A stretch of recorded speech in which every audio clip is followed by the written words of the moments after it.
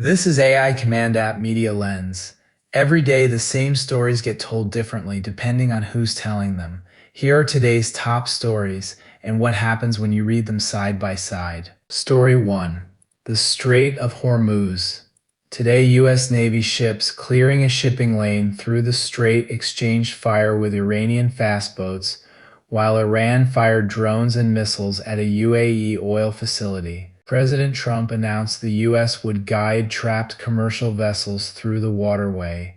This was the day's biggest story, and almost every major outlet led with it. But notice the verbs. BBC World News chose symmetry. U.S. strikes Iranian fast boats as Iran attacks UAE oil facility. Both sides as active aggressors. The New York Times took a defensive frame in its lead piece. U.S. shot down Iranian missiles and drones aimed at American vessels. Same firefight, but now the U.S. is reacting, not striking. PBS NewsHour reached for the diplomatic register. U.S. and Iran truce tested over the Strait of Hormuz, threatening to reignite conflict. Notice truce and tested.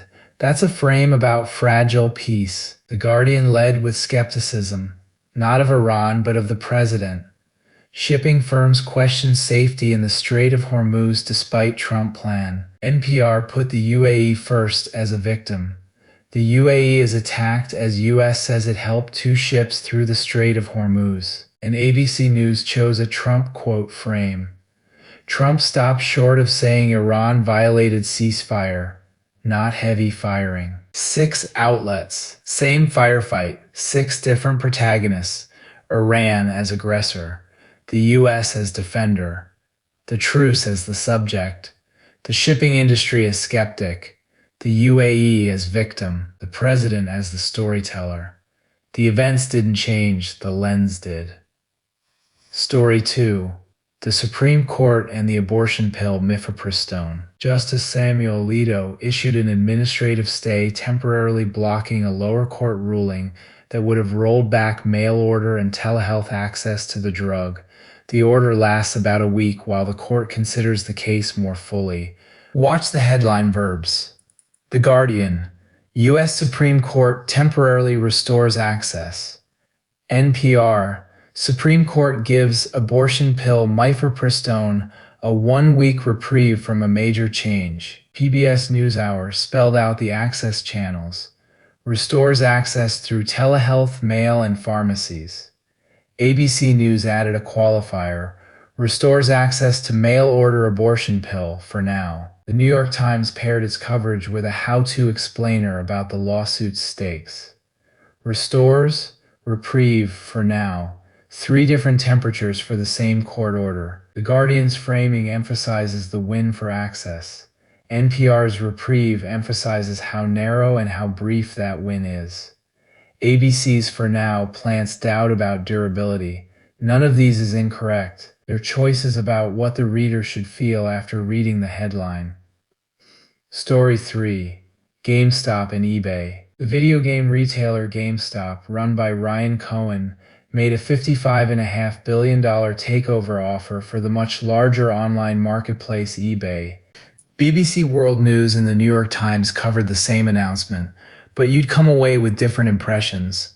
The BBC led with Ryan Cohen's vision, quoting his pitch directly, potential to make eBay a much bigger rival to Amazon. That's the executive speaking, unfiltered. The New York Times skipped the CEO and led with Wall Street. Analysts question the feasibility of this long-shot bid by the video game retailer to acquire the much larger online marketplace. Same press release. BBC platforms the founder's vision. The Times platforms the analyst's skepticism. Both choices are defensible. Both shape whether the reader walks away thinking ambitious or delusional. Story 4. Blake Lively and Justin Baldoni reached a settlement in the lawsuit surrounding their film It Ends With Us, ending a case that was scheduled for trial in May. Lively had accused Baldoni of orchestrating a smear campaign against her after she complained of sexual harassment on set. Baldoni denied the accusation. This is where what's left out matters as much as what's said. ABC News kept it bare. Blake Lively and Justin Baldoni have settled their lawsuit centered around their film. That's the entire summary. PBS NewsHour gave the most context, naming the publicist, the alleged smear strategy, and the underlying harassment claim. The New York Times included both her allegation and his denial in a single sentence. The textbook balanced summary. The BBC focused on the procedural angle. The settlement landed just before trial. One outlet treats it as celebrity news, one treats it as a workplace harassment case with a coordinated counter PR component. Same legal filing, but if ABC is your only source, you'd never know what the case was actually about. Story 5.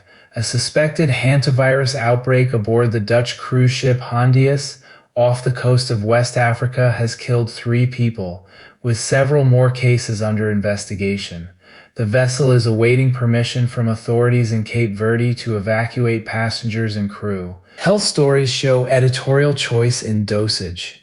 PBS NewsHour led with a public service explainer, what to know about hantavirus, and emphasized that there's no specific treatment or cure. ABC News stayed clinical. A rare rodent-borne disease, 3 deaths.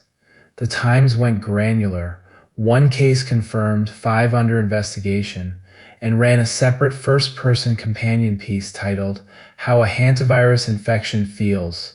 You just can't get the air in. PBS treats the reader as someone who needs to learn. ABC treats the reader as someone who needs the facts. The Times treats the reader as someone who wants both the science and the human texture. Different theories of what news is for. That's today's Media Lens from AI Command App. 6 outlets, 5 stories, and dozens of small editorial choices that shape what you take away from the news. The events are the same, the lenses aren't. Same stories, different lenses. See you tomorrow. Cool.